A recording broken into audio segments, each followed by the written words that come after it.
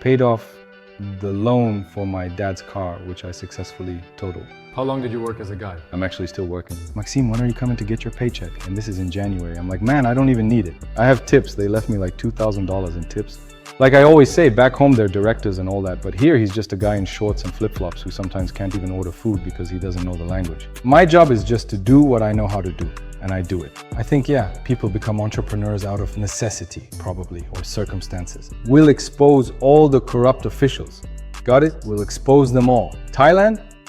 It lets you in easily, like a valve. But to get out of here with money, you've got to be really capable.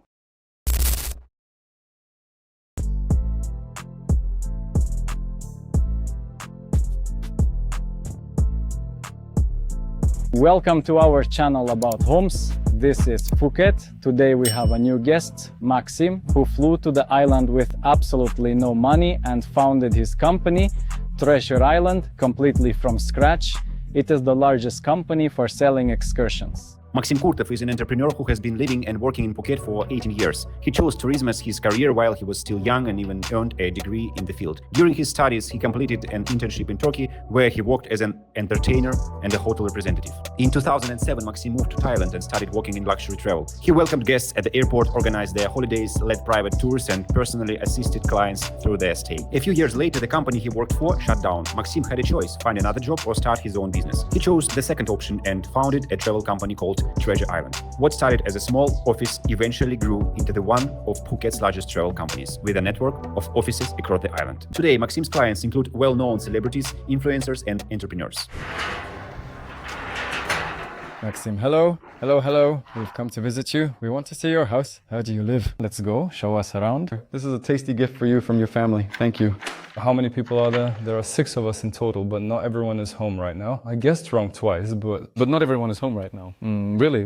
All right, Maksim, first tell us where we are. What is this? So what kind of housing is this? Is it a house, a townhouse, or a villa? What is it? Listen, well, it is a detached house. You could call it a villa. It has a small plot of land. So it is just the house with a small garden around it. You can walk all the way around the house. See, there are 2 meters to the fence. It is the same on the other side. We have 2 floors here, and there are 4 bedrooms in this house.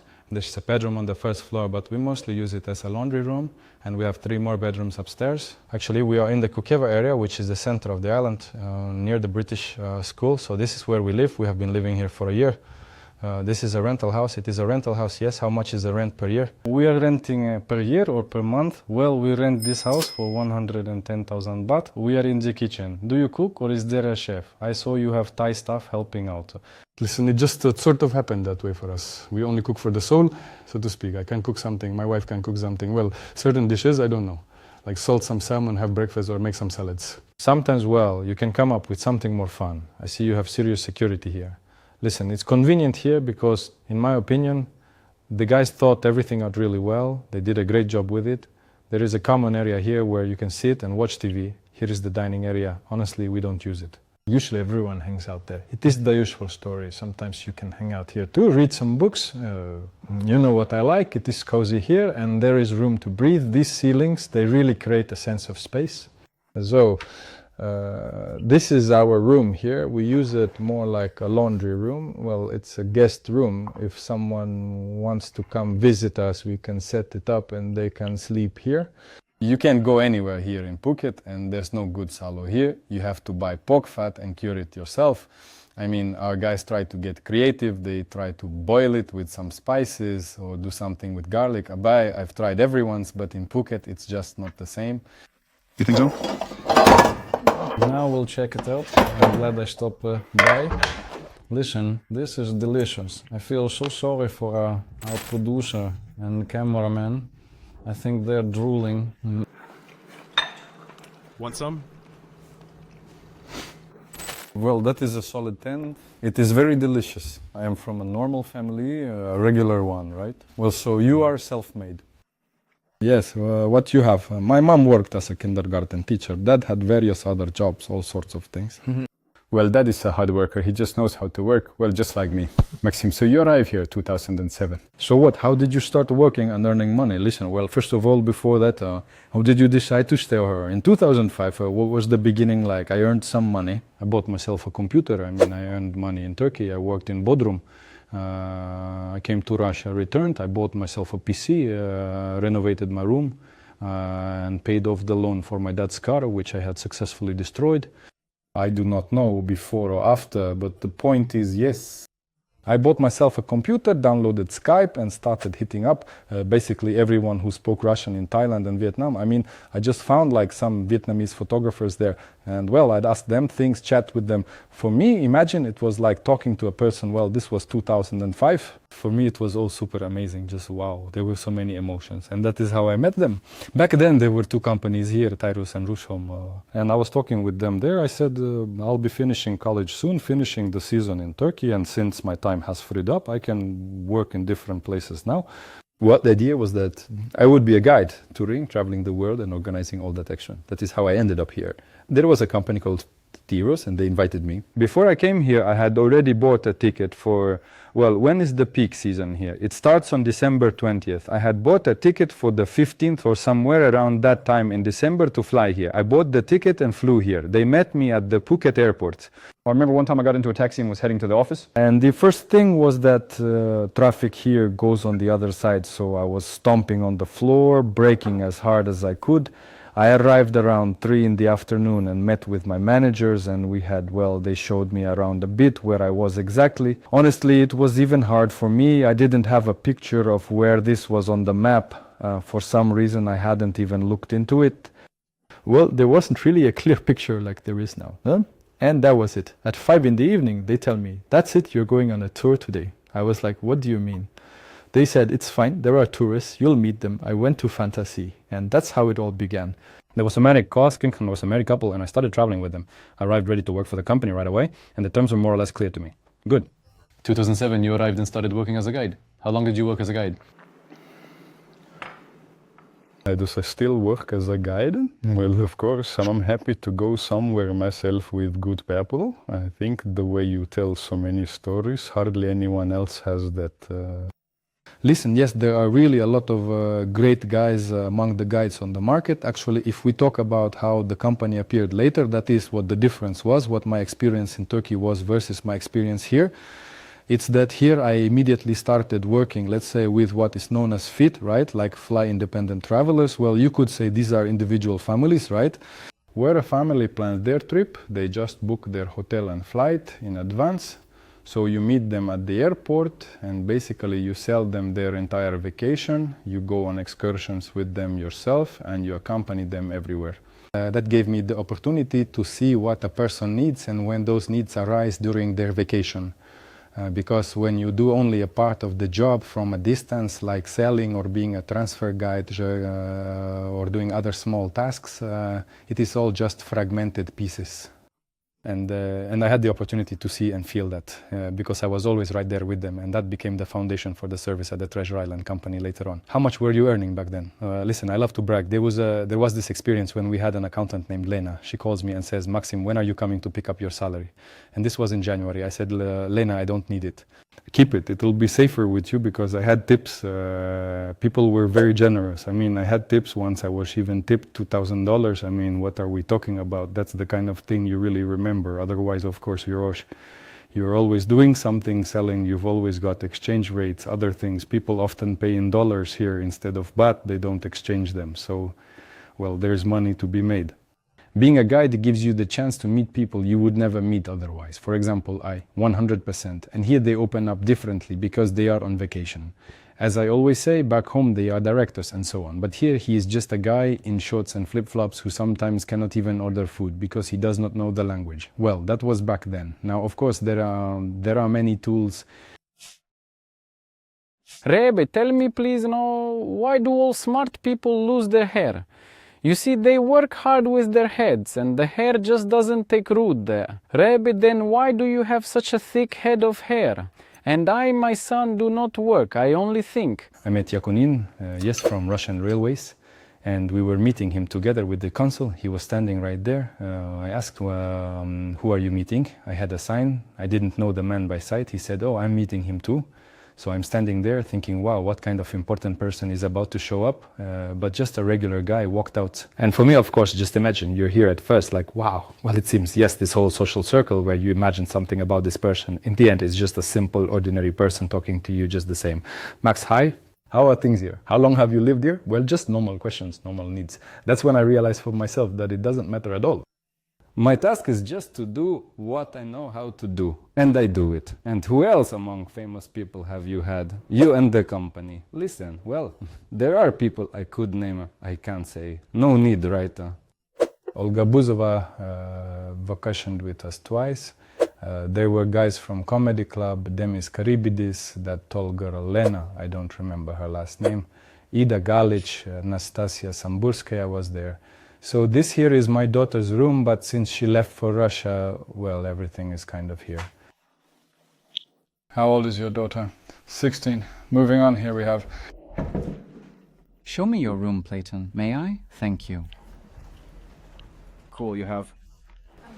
Hi, this is Svyat. Hi, Kuzya. Kuzya, tear it up. Come on, maybe one more. It is a classic story when a person arrives and at first rents a place for themselves, the Conde Creek, the Conde Mine, something like that, for 7,000 or 8,000 baht. How was it for you when you arrived? Where did you live? I had I don't know, a mansion, I guess. I know what a mansion is. Something like that, yeah. It's in Salabo, right on the road, where the Shell gas station is, where that Ramadada hotel is. Well, it turns out that you head towards Chalong. On the left side, there is that Salabo, a 5-story building. It was new. I was ripping the plastic off the mattresses. Well, I was impressed. I think it cost around 5,000 baht, something like that. And now, well, I think the office paid for it, if that's how it was. Although I don't know for sure who paid for it. Well, it's the classic story of a guy who flew here basically with no money. How many excursions do you sell per year? This is our website. This is the main site, which is integrated with all of our... Here are all the projects that I have. 126 million. How much did the most expensive excursion or tour cost? Well, look, an excursion is probably when people arrived here in Phuket and, well, being here for a short period of time, they bought something extra. Yes, that was $45,000. It was a yacht for one day. A one-day trip, 154 feet. Unfortunately, that boat sank 2 years ago. For some reason, something happened to it. But that was probably the most expensive one, let's say, for one client. Although there were bigger ones, I sold a 7-day trip, but that was probably booked in advance. And last year, there was a trip we sold for 17 million baht. It was a trip to Europe, meaning chalets, all sorts of things. Right now, we are doing for what period? People flew there for, I think, around 12 days with helicopters and all the bells and whistles. In what year did you open? Treasure Island. I opened it in 2010. How did you come to this? You gained experience, funds, and the desire. I think, yes, that people become entrepreneurs out of necessity, perhaps, or due to circumstances. It happened that the company I worked for ceased its operations. I just kept meeting with the people and partners who remained here. I kept meeting them, and then I was pushed, like, you need to open an office there and all that. That is how it happened. I was sitting there. I had no money at all, not a single cent. I had just scraped together every last bit of change. And actually, that was the beginning of the start, where I decided that I needed to open up. You open a company. Did you hire people or was it just you at the start of the company? No, I opened the company. I had one. A very good client arrived, a gentleman. He was from the Moscow region, had his own collective farm, a very interesting person. He and his wife bought from me. They went to the spa twice a day for the whole time. For all those 10 days, he just went in the morning and after lunch and went all out, as they say, once again. And I earned my first money there. With that money, I opened a company and I found a student. She had just finished the Tourism Institute. Kunju, there was a Thai girl, and it was just the two of us. That was the whole company. We bought a printer, sent faxes, and printed out all the vouchers there. And that is all. I took some there. I had flagship excursions that I knew. I went myself. I mean, I'd sell and then I'd return to the office in the evening after the tour, stay there until 10 at night, pestering people. Hey brother, need a tour? How did you start expanding? The expansion started. Actually, I started working by selling tours like that. Then it came to me. I understood where else I wanted to open offices. So I had what is it? Investments, right? Partners gave me money, and in 1 month I opened 4 more offices. Do you have partners now? Yes, all my businesses are partnerships. Tell me, please. People are always interested in how easy or difficult it is to do business here in Thailand, in your opinion. I believe that doing business is easy everywhere. It is a question of the product. Every market has its own specifics. For example, take next week when a delegation lands here in Phuket for, as I call it, identification. You know, have you seen that meme from Kyrgyzstan? It says someone got out of prison and says, we will identify all the corrupt officials. God, it will expose everyone.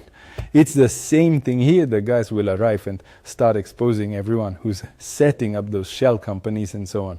I can say one thing from my time living here. Thailand lets you in easily like a valve, but getting out of here with your money takes real skill. Yes, of course. How possible do you think it is to work here legally, above board and properly? In your opinion, what is the situation like? I mean, if someone wants to move here and wants to know how feasible it is to work by the book, it is possible, but the question is how?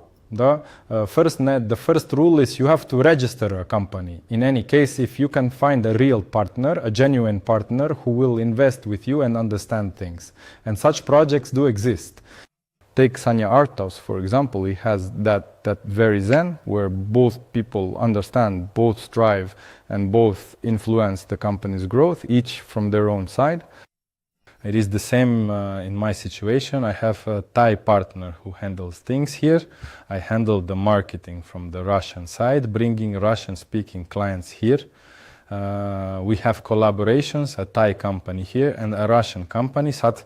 Ideally, that is how you should work. I mean, you arrive, and obviously on the first day you don't know anyone. So how do you start a business with a Thai person? But you probably need to live there, get to know people, and make friends. Exactly. That is 100% how it should be done. Then again, I opened the business in Dubai. The pandemic started. Arsen and I arrived together. Arsen kept pushing me. Come on, let's go there. You talk, you talk. So Arsen and I arrived. Well, you just do the usual simple things. Often people idealize it. First, you go to a law firm, get a consultation, paid or free. That is up to you. Then you realize what you need to get set up. You go there. We went to the Ministry of Tourism and called those guys. We said, guys, we want to open up. What do we do? People just gave us advice, told us things, and provided some data. Then we went to the business development department and went through six offices, because whatever Arsen and I asked, they kept moving us from office to office.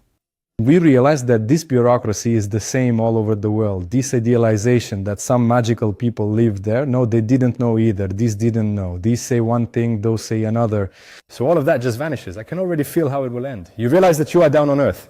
Simple. You go out, we look, and there are some local guys there. It's Indo-Pak guys handling all the hustle, opening a company. We went in. That's it. He says, here's your package. We calculated, we estimated, and overall, in terms of time and the math, it all adds up. The service, the time we can take ourselves to go on this journey and save $3,000 to $4,000. But it feels like we have things to do. That's it. All right, go ahead and do it. Done. Just like that, the company is open. It's the same in Turkey. You go right to the heart of it. To understand any country, you just need to dive into the bureaucracy once. Don't pay your electric bill, they'll pull your meter, and you'll be fucking exhausted trying to find the department to get your power or water turned back on or anything else. So there are nuances everywhere. Therefore, whether it is easy or simple depends entirely on you, on how flexible you are and how capable you are of adapting to the market conditions. If you have something, it is a question of necessity. Like I said again, Artem, it is a question of necessity. If you need to be here, you will adapt. If not, people will always come here and say, what is going on here? Nominal companies and such. Maxim, why are you here, by the way? Why Phuket? It just sort of happened for me. I don't feel like I've moved anywhere. It just worked out that way for us. Well, then the work began, the activity began. Do you feel like you are at home or not? Do you know where your home is? That is a good question. I say that we are like this, that we have a gypsy soul. That is the problem. Listen, our producer's favorite question. How much do you earn? I think it is around $30,000 somewhere. A month. Well, there are bonuses, some perks, like if you sell an apartment or some villa. We have here this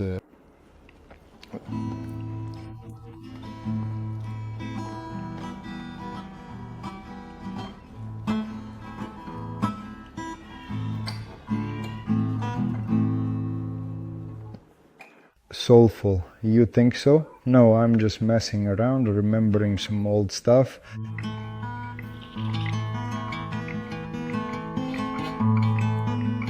Metallica. Wow.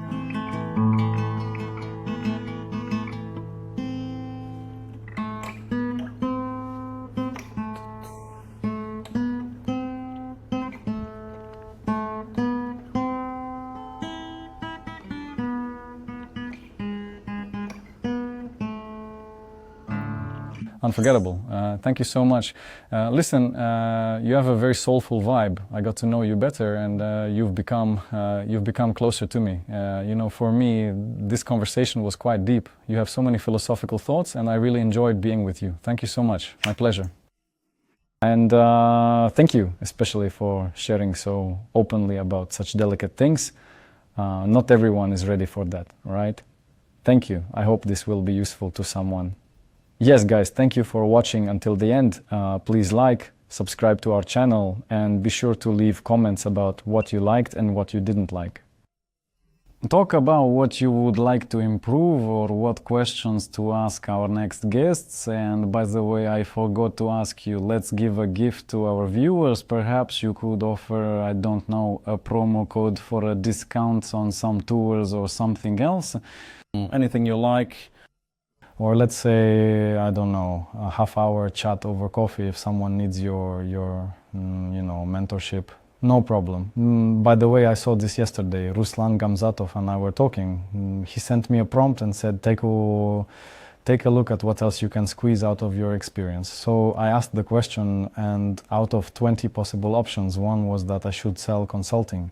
I mean, because the question is how to move here, what visas to get, what the overall architecture is. Because, well, for me, it's managing 6 people, 6 passports, different visas, visas for Europe, visas for the States, visas for somewhere else. Like Japan, we're planning that now for February. We've already booked everything. And this whole process, how to manage it all, how to best set it up, it is possible. So guys, write consulting, write Treasure Island in the comments, and we will randomly pick a winner. Excellent. I like it. Super.